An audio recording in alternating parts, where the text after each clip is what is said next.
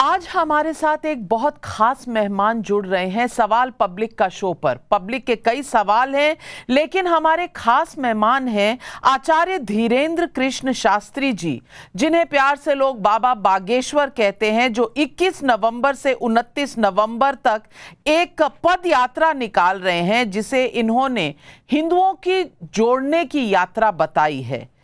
क्या करेंगे, क्या मैसेज है, ये तमाम बातें हम उनके साथ करेंगे। बाबा बागेश्वर जी, आज आपका बहुत स्वागत है टाइम्स नाउ नवभारत पर और सवाल पब्लिक का शो पर। मैं सबसे पहले आपसे यही पूछना चाहती हूं कि आज आपकी यात्रा का पहला दिन था। आज 9 दिन की जो ये हिंदू जागरण यात्रा आप निकाल रहे हैं, हिंदू क्या सोए हुए थे, पब्लिक पूछ रही है, जो आप यात्रा निकाल कर उन्हें जागृत कर रहे हैं। आपके इस जागरण का मतलब क्या है? बहुत बहुत धन्यवाद, आपका भी बहुत बहुत धन्यवाद, आपके सभी दर्शकों का। निश्चित रूप से हिंदू सोया है। हिंदू अगर सोया ना होता तो देश में ये हाल ना होता। चाहे वो श्रद्धा का कांड हो, कोलकाता की बेटी का कांड हो, पालघर के संतों का कांड हो, या राजस्थान के कन्हैया लाल दर्जी की हत्या का कांड हो, हेमराज आदर्श जैसे छोटे छोटे बच्चों का कांड हो, बहराइच की घटना हो, नूह मेवात मणिपुर की घटना हो। इस देश के ऐसे लाखों उदाहरण हैं जिससे प्रत्यक्ष होता है भारत का हिंदू सोया है। उनको जगाने की जरूरत है और जगाने के लिए हिंदुओं तक पहुंचना जरूरी है। और हिंदुओं तक पहुंचने के लिए हमको हवाई जहाज और ट्रेनों से नीचे उतरकर सड़कों पर आना पड़ेगा। वही हमने आज से प्रारंभ किया है। मैं आपसे पूछना चाहती हूं कि आपके आश्रम में तो लाखों भक्त आते हैं, आप उनके बीच में अपनी बात रख सकते हैं, लेकिन 160 किलोमीटर की यात्रा करना हिंदू जागरण के लिए, आपके विरोधी कह रहे हैं कि आप धार्मिक कम राजनीतिक ज्यादा हो गए हैं, इसीलिए ये यात्रा कर रहे हैं। क्या जवाब देंगे उन्हें? पहली बात तो हमारा निजी किसी से विरोध नहीं है, और ये जो भी लोग कह रहे हैं उनकी विचारों की इतनी संकुचित दृष्टि है, क्योंकि हम ऑलरेडी ये बोल चुके हैं कि ना हमें किसी पार्टी का सपोर्ट करना है, ना हमें वोट चाहिए, ना हमें राजनीति में आना है। हमारा सिर्फ एक ही उद्देश्य है। धाम पर वो लोग आते हैं जो अपनी निष्ठा श्रद्धा बहुत समर्पित किए और सामर्थ्यवान होते हैं, बिछड़े और पिछड़े नहीं आ पाते, इसलिए हम उनसे मिलने के लिए गांव गांव आए। लेकिन आपकी सभा में जो भीड़ आती हुई दिख रही है, उससे हड़कंप मचा हुआ है। ये भीड़ खुद से आई है या निमंत्रण देकर जुटाई गई है, जैसा आपके विरोधी फिर से ये आरोप लगा रहे हैं? विरोधियों का पेट खराब होना जरूरी है। हमें लगता है कि उनको देख नहीं सुहा रहा, ये भीड़ के लिए कोई प्रयोजन नहीं किए गए। हमने आह्वान किया, अपनी बात रखी, बांग्लादेश के हिंदुओं का हमने तर्क दिया, कश्मीरी पंडितों का तर्क दिया, रामचरितमानस जलाने वाली घटना का तर्क दिया कि अगर तुम आज नहीं जागे, आज तुम सड़कों पर नहीं आए, तो कल बांग्लादेश की तरह भारत के हाल होंगे। और बांग्लादेश के पास तो ऑप्शन है कि वो भारत में शरण ले सकता, और बांग्लादेशी हिंदुओं के पास ऑप्शन है, पर भारत के हिंदुओं के पास ऑप्शन नहीं है। वो किसकी शरण में जाएगा? हम मानते हैं देश संविधान से चलेगा, पर संविधान में भी आत्मरक्षा के लिए कहा गया है, इसीलिए हम सड़कों पर निकले हैं।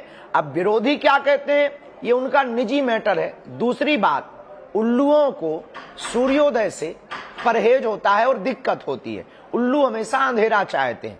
उसी प्रकार ये जो विरोधी हैं, ये देश में खंड खंड चाहते, भारत के फिर से टुकड़े करवाना चाहते, ये सरतन से जुदा नारे लगाने वालों के सपोर्ट में खड़े हैं, इसलिए ऐसी बातें बोल रहे हैं, बहकी बहकी। विरोधियों को आप उल्लू कह रहे हैं। वो तो कहते हैं कि लोग कहते हैं कि आपका जो तिरस्कार करे उन्हें ज्यादा करीब रखिए। आपको लगता है विरोधियों को इस तरह से कहना चाहिए? ये भी एक विरोध हो जाएगा? नहीं बहन, हम उनका तिरस्कार नहीं कर रहे हैं, और हम सम्मान के भूखे भी नहीं। सम्मान के भूखे होते तो हम सड़कों पर ना निकलते, अपनी कथाओं में जीवन बहुत अच्छा जी रहे थे। हम दरबार लगा के अपनी जिंदगी बहुत अच्छी जी रहे थे। हम देश विदेश जाकर के अपनी जिंदगी बहुत अच्छी जी रहे थे। हमको क्या पड़ी इतना खर्च करने की? हमको क्या पड़ी पैदल चलने की? हमको क्या पड़ी जान हथेली पर लेने की? हमको क्या पड़ी धर्म के विरोधियों को मुंह तोड़ जवाब देने की। हमें कल की स्थिति भारत की दिखाई पड़ रही कि आज अभी नहीं तो कभी नहीं, कहीं देर ना हो जाए, पर बाद में कोई ये ना कह पाए कि हिंदुओं को कोई जगह नहीं पाया, किसी ने बताया नहीं। और इस देश में गुलामी कितनी देरी से नहीं, कितनी जल्दी आती है। लाखों उदाहरण पड़े हैं, चाहे वो डच हो, पुर्तगाली हो, बाबर हो या अंग्रेज हो, सबने गुलाम बनाया और भारत के लोग गुलाम बनते गए। और हमें लगता है कि जल्दी ही अगर हिंदू नहीं जगा, सड़कों पे नहीं उतरा, तो इस्लामिक राष्ट्र होते हुए देर नहीं लगेगी।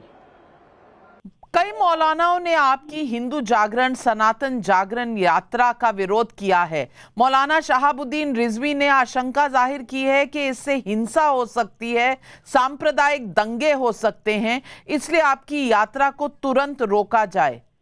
आप उन्हें क्या कहेंगे? मौलाना साहब ने कहा कि अगर यात्रा को रोका जाए, तो हम तो कहते हैं कि इस देश में बहुत सी यात्राएं होती हैं, सब यात्राओं को रोका जाए। हमारी यात्रा को फिर रोका जाए। हज की यात्रा होती है, रोका जाए।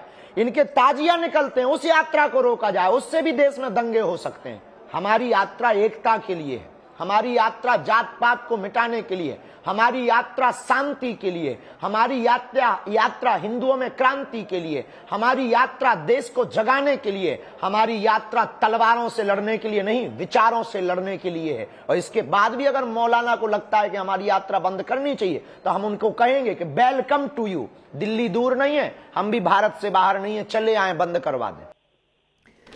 आजकल एक नारा बहुत लोगों के बीच गूंज रहा है, बटेंगे तो कटेंगे। योगी आदित्यनाथ से लेकर प्रधानमंत्री नरेंद्र मोदी तक इसके कई वर्जन्स आ चुके हैं। बटेंगे तो कटेंगे, एक हैं तो सेफ हैं।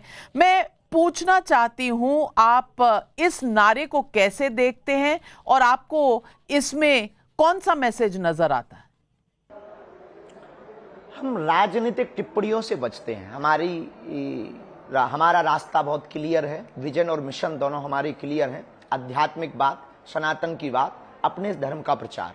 लेकिन अगर एक दृष्टि से हम देखें, अगर किसी ने एज ए मुख्यमंत्री कहा, तब तो हम कुछ नहीं कह सकते, कोई भी पक्ष या विपक्ष नहीं कह सकते। पर किसी महंत ने अगर ये बात कही, बटेंगे तो कटेंगे, या किसी राष्ट्र प्रेमी ने ये बात कही, तो उचित कही। अगर हम बटेंगे तो निश्चित रूप से कटेंगे, चाहे वो चीन के हाथों कटें या पाकिस्तान के हाथों कटें। तो हम जिस यात्रा को लेकर निकले हैं, उसका मकसद ही यही है कि हम सबको एक होना है, भेदभाव से ऊपर आना है, जात पात से ऊपर आना है। तो बाकी राजनेता अपने अपने बयान हर प्रकार से देते रहते हैं, पक्ष विपक्ष चलता रहता है। आचार्य धीरेन्द्र शास्त्री जी, आपने ये मांग की है कि मंदिरों मस्जिदों में भी राष्ट्रगीत हो। इस मांग के पीछे कोई खास वजह है? आपका तर्क क्या है? आप राष्ट्रगीत मंदिरों मस्जिदों में क्यों चाहते हैं? सिर्फ मंदिरों मस्जिदों में राष्ट्रगीत बजने गाने को लेकर के सिर्फ हमारा लॉजिक ये है कि हम इस देश में ये पता करना चाहते हैं कितने देशद्रोही हैं, कितने राष्ट्रप्रेमी हैं। जिन्हें राष्ट्रगीत और राष्ट्रगान से दिक्कत हो या हो रही है, निश्चित रूप से वो राष्ट्रद्रोही है। जब आप राष्ट्र का खाएंगे तो राष्ट्र का क्यों नहीं गाएंगे? राष्ट्रगीत गाने में दिक्कत क्या? हमारे आपके सबके पूर्वजों ने इस देश को आजाद कराने के लिए अपनी बलिदानी दी, राष्ट्रगीत और राष्ट्रगान को स्वीकार किया, संविधान को स्वीकार किया। तो उसके प्रति श्रद्धा अर्पित करने में कैसी मूर्खता? ये तो हमें लगता है कि दोगलापन होगा। ये तो हमें लगता है राष्ट्र के साथ देशद्रोह केस आपके ऊपर होना चाहिए। तो मंदिर में और मस्जिद में राष्ट्रगान राष्ट्रगीत होने ही चाहिए, बहुत जरूरी है। हम मंदिरों मस्जिदों से राष्ट्र के प्रति भक्ति नहीं अगर उत्पन्न कराएंगे, तो इस देश में राष्ट्रभक्त कहां से आएंगे? इस देश में फिर दंगे वाले लोग आएंगे। मंदिर मस्जिद ही राष्ट्रभक्त की ओर ले जा सकते हैं, चाहे वो कोई भी हो। राष्ट्रभक्ति सर्वोपरि होनी चाहिए। लेकिन फिर आपके विरोधी कहेंगे कि आप होते कौन हैं लोगों को टेस्ट करने के लिए कि कौन राष्ट्रभक्ति करता है, कौन नहीं करता। जहां जिस देश में हम कागज नहीं दिखाएंगे जैसा नारा निकल गया था, वहां लोग ये नहीं पूछेंगे कि बाबा बागेश्वर क्यों लोगों की परीक्षा लेना चाहते हैं और क्यों खास करके एक धर्म वालों की परीक्षा लेना चाहते हैं कि वो कितने राष्ट्रभक्त हैं। हमने किसी एक धर्म वाली बात ही नहीं बोली, ना तो हमने मुसलमानों के खिलाफ बोला, ना ईसाइयों के खिलाफ बोला। मंदिर में हमने अपने लोगों के पक्ष में खिलाफ भी बोला और उनके खिलाफ भी बोला, और अपने के पक्ष में भी बोला, उनके पक्ष में भी बोला। दूसरी बात, हम कोई होते नहीं है, ये तो तय है। ना हम इस देश का कानून है, ना हम कोई पॉलिटिक्स वाले हैं, ना हमारे हाथ में सरकार है, ना हम सत्ता के आदमी हैं। ये तो तय है। और ये भी बात आपने सही कही कि हम कौन होते टेस्ट होने लेने वाले, पर हम ये भी कहना चाहते कि फिर वो कौन होते हैं जो देश को गालियां देते हैं, वो कौन होते हैं जो भारत तेरे टुकड़े होंगे ये नारा देते हैं, फिर वो कौन होते हैं जो बाबा बागेश्वर की परीक्षा लेते हैं, फिर वो कौन होते हैं जो दीपावली पर ज्ञान देते हैं, फिर वो कौन होते हैं जो होली पर ज्ञान देते हैं। अगर उनको ये अधिकार है तो हमको भी आप ये अधिकार इस भारत में बोलने का और राष्ट्र प्रेम के प्रति जगाने का। प्रत्येक संविधान के तहत प्रत्येक व्यक्ति का अधिकार है कि अपने राष्ट्र की चर्चा करें, राष्ट्र गीत राष्ट्रगान के प्रति लोगों को जागरूक करें, राष्ट्रभक्ति के लिए लोगों को जगाएं। ये सबको अधिकार है। हम होते कोई नहीं है, पर इस देश के नागरिक तो हैं, इस देश का खाते तो हैं, इस देश में रहते तो हैं, तो हम भारतीय हैं। तो निश्चित रूप से हमें यह अधिकार है कि राष्ट्र प्रेम के प्रति लोगों को जगाएं और जिनको दिक्कत हो वो ना गाएं, भारत छोड़ के चले जाएं। बाबा बागेश्वर जी, आप खुले मन से कह रहे हैं कि जात पात की करो विदाई, दूसरी तरफ एक पूरा विपक्ष है जो जातिगत जनगणना पर अड़ा हुआ है, चाहे वो राहुल गांधी हो, चाहे वो अखिलेश यादव हो, सब इसी की मांग कर रहे हैं। ऐसे में आपको नहीं लगता कि आप जाति का विरोध करके इंडिया अलायंस के राजनीतिक मंसूबे का विरोध कर रहे हैं? नहीं, वो उनका पॉलिटिकली बात है। हम ये बातें बहुत दिनों से बोल रहे हैं। हम हिंदुओं को एक होने की बात बोल रहे हैं, ना तो हमें किसी को वोट दिलवानी है ना सत्ता पानी। दूसरी बात, हम उनका विरोध क्यों करेंगे, वो भी हमारे साथ है। आज जब यात्रा प्रारंभ हुई तो आपके यहाँ पत्रकार भी थे, उन्होंने शायद देखा हो, उस विजुअल को लिया हो। कांग्रेस के भी पूर्व मंत्री आए थे, वो भी यात्रा में प्रारंभ में ही सम्मिलित रहे। बीजेपी के लोग भी आए, आगे सपा बसपा के लोग भी आ रहे हैं। हम सबके हैं, धर्म किसी एक का नहीं, हिंदुत्व किसी एक का नहीं, सनातन किसी एक का नहीं, भारत किसी एक का नहीं, भारत सबका है। हम सिर्फ भारत की बात, हम उनके खिलाफ क्यों होंगे, हमें उनसे क्या बैर है, वो अपनी बात पॉलिटिकली करें। हमने ये जो बात की है हम सिर्फ इसलिए करना चाहते कि इस जात पात और भेदभाव के चक्कर में जो आपस में अपनी ऊर्जा का क्षरण कर रहे हैं, खत्म कर रहे हैं, इससे देश उज्जवल नहीं हो रहा। शिक्षा पर प्रभाव पड़ रहा, बच्चों पर प्रभाव पड़ रहा, क्षेत्रों में दंगे हो रहे हैं। इस देश में दंगा होने की वजह, बच्चों के हाथों में तलवार होने की वजह कापी और किताब होनी चाहिए। स्वास्थ्य की व्यवस्थाएं डगमगाई हुई हैं, इस पर बात होनी चाहिए, विकास की बात होनी चाहिए। हमारा उद्देश्य सिर्फ इतना है। इसलिए हम जात पात में एक करके हिंदुओं को एक नई दिशा ये देना चाहते कि अगर आपको अपनी कल्चर को, संस्कृति को सुरक्षित रखना है, आपस में अपनी ऊर्जा को खत्म मत करो। हमें अभी बड़ी बड़ी ताकतों से लड़ना है, देशद्रोही ताकतों से लड़ना है। ये ऊर्जा लगानी है तो देश के विकास में लगाओ। हमारा ये उद्देश्य है जात पात को एक करने का, बाकी हमारा कोई राजनीतिक उद्देश्य नहीं। बाबा बागेश्वर, कुछ संत कह रहे हैं कि वक्फ बोर्ड के उलट दूसरी तरफ सनातन बोर्ड आना चाहिए। उस समय ऐसी मांग आ रही है जब वक्फ बोर्ड को ही खत्म करने की बात हो रही है। सनातन बोर्ड की जरूरत है क्या? देखिए, एक देश में एक संविधान है। अब एक देश के संविधान के कानून के हिसाब से दो प्रकार की व्यवस्था निश्चित रूप से देश के कानून को कई बार चुनौती, सुप्रीम कोर्ट को चुनौती देती। उनका अलग कोर्ट है, वो भी तो इस देश के नागरिक है, उनका अलग कोर्ट क्यों हो। 2005 तक महज कुछ एकड़ जमीन थी, 2024 तक 8.5 लाख एकड़ जमीन होगी। उन्होंने यहां तक कह दिया कि ये पार्लियामेंट हमारी वक्फ बोर्ड की भूमि पर है। कल के दिन वो तिरुपति बालाजी और हमारे बागेश्वर धाम कह देंगे कि वक्फ बोर्ड की प्रॉपर्टी, हम तो मर जाएंगे। तो या तो सनातन बोर्ड हो या ये बोर्ड खत्म हो। तो जो साधु कह रहे हैं वो ठीक कह रहे हैं, अनुचित नहीं कह रहे हैं कि हम भी तो इस देश के हैं, हम भी तो इस देश में रहते हैं, हमने भी तो संविधान स्वीकार किया है। फिर उनको ही इतनी प्रायोरिटी क्यों, उनको ही इतनी प्राथमिकता क्यों, उनको ही इतनी सुविधाएं क्यों, हमको क्यों नहीं।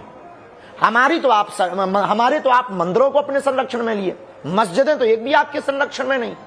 या तो मस्जिदों को भी ले लो, एक मस्जिद लेके बताओ, या फिर हमारे मंदिरों को छोड़ दो। सीधा सा सिद्धांत है सनातन बोर्ड का। तो हमें नहीं लगता कि ये साधु महात्मा गलत बोल रहे हैं, बहुत ठीक बोल रहे हैं। आपने हाल ही में कहा कि हिंदुओं के भी ज्यादा बच्चे होने चाहिए।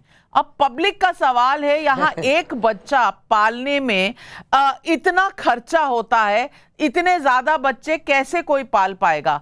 पब्लिक के इस सवाल का जवाब देखिए, जहां पर भी संघर्ष होता है वहां क्रांति होती है, जहां पर भी भूख होती है वहां व्यवस्था होती है। ऐसा आज तक दुनिया में कोई नहीं है जो भूखों मरा हो।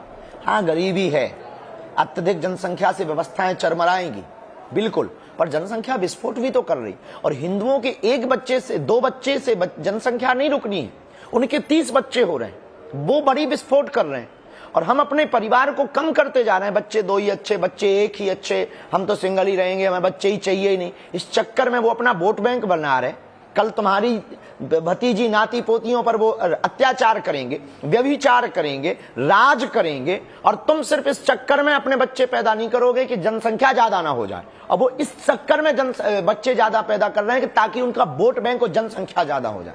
इस देश में एक या तो लॉ हो, बच्चे 2 ही अच्छे, फिर उनके भी उनके, वरना ये लॉ ना हो कि हमारे लिए तो कहते हैं आप बच्चे 2 ही अच्छे और चच्चे के 30 क्यों बच्चे। सवाल मैंने कहा है जी, सवाल कुछ लोग ये भी कहते हैं कि आप हिंदू राष्ट्र बनाना चाहते हैं, आप बार बार मंच से ये कहते हैं, लेकिन दूसरी तरफ एक वर्ग है, ओवैसी साहब हैं, जो 15 मिनट वाली बात कहकर व्यंग करते हैं, ताना देते हैं। इन दोनों के बीच में कौन सा ज्यादा भड़काऊ है, ये तय करना पब्लिक के लिए मुश्किल है। देखिए, भड़काऊ भाषण उसे कहते हैं जिससे दंगा भड़के। हमारे हिंदू राष्ट्र की बात पर हमने कभी ये नहीं कहा कि तलवारें उठानी, हमने ये नहीं कहा कि अधिकार मांगना, क्योंकि हमें कागज में हिंदू राष्ट्र नहीं चाहिए, लोगों के विचारों में हिंदू राष्ट्र चाहिए, लोगों के दिलों में हिंदू राष्ट्र चाहिए, सजगता चाहिए, कायरता हिंदू छोड़ दें, डरपोकपना हिंदू छोड़ दे, हिंदू बुजदिल ना हो, हिंदू एक हो, हिंदुओं को जरूरत पड़े तो वो रोडों पर हो, सड़कों पर हो, हिंदुओं को जरूरत पड़े तो वो दिल्ली में हो। हमारा उद्देश्य सिर्फ इतना है, हिंदू राष्ट्र का मतलब हमारा दंगा नहीं, हिंदू राष्ट्र का मतलब हमारा कागजों में नहीं, हिंदू राष्ट्र का मतलब किसी को भगाना नहीं, हिंदू राष्ट्र का मतलब किसी को मारना नहीं, हिंदू राष्ट्र का मतलब है कि इस देश में रहने वाले हिंदुओं को कम से कम प्रथम स्थान, प्राथमिकता तो दी जाए। हाँ, सबके लिए समान है, बिल्कुल, संविधान ने सबके लिए समानता दी है, बिल्कुल, पर इसका मतलब ये नहीं है कि कोई राम की यात्रा पर पत्थर फेंके, इसका मतलब ये नहीं है कि गाय की पूंछ काट करके हनुमान जी पर चढ़ाए जाए, इसका मतलब ये नहीं है कि पश्चिम बंगाल में दुर्गा पंडालों में आग लगाई जाए। फिर हिंदुस्तान का मतलब क्या, हिंदुओं के राष्ट्र का क्या मतलब, और राम के राष्ट्र का मतलब क्या। इससे भला तो पाकिस्तान ठीक है, कम से कम वहां हिंदू रामचरितमानस तो पढ़ लेते हैं, सत्यनारायण की कथा तो पढ़ लेते हैं, कम से कम ये तय तो है कि इस्लामिक राष्ट्र है। बाबा बागेश्वर जी, जाने से पहले बस आखिरी में एक सवाल आपसे पूछूंगी। आप कह रहे हैं हिंदुओं के बच्चे ज्यादा होने चाहिए, इस हिसाब से आपका शादी के बारे में क्या विचार रहेगा? कुछ आप भी योगदान देंगे कि नहीं? बहन, हम शादी तो करेंगे और इस भारत में जनसंख्या के लिए योगदान देंगे। तो कब तक कर रहे हैं आप?